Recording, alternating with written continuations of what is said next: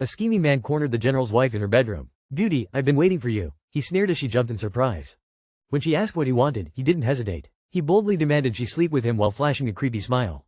To his utter shock, the wife agreed to his proposition. The man excitedly threw his arms up in the air to celebrate his victory.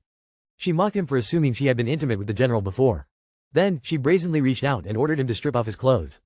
The man slowly pulled open his white robes, exposing his bare chest.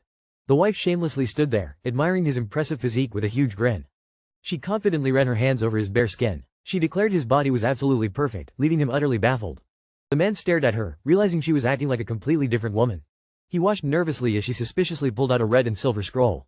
Just then, a distressed maid stumbled upon their bizarre setup. The wife immediately shot a fierce glare at the unwelcome intruder. "This man's body is mine." She snapped territoriality. She ruthlessly banned the terrified maid from looking and ordered her to leave. With the interruption finally gone, the wife cheekily flashed a finger heart at the baffled man. She dashed outside with her arms stretched wide, eager to share some great news. But her joyful expression instantly vanished as she pulled back the sheer curtains.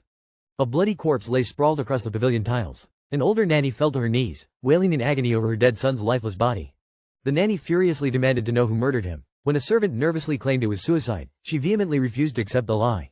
Flaunting her elite status as the general's personal nanny, she swore to control everyone's fate in the mansion. But her arrogant tirade was suddenly cut short. The ruthless prince abruptly stormed into the courtyard. His intimidating presence immediately brought the entire household to a dead halt. The prince furiously demanded the killer step forward. When the crowd cowered, he violently shoved a dark rod against a young servant's throat. The servant recoiled in tears as the prince threatened to execute them all. He arrogantly declared he held absolute power over life and death. The terrified servant quickly pointed fingers at the general, claiming he had lost his mind. The prince listened closely, a wicked scheme forming in his mind. He smirked menacingly, thrilled that he finally had a golden excuse to make his rival pay.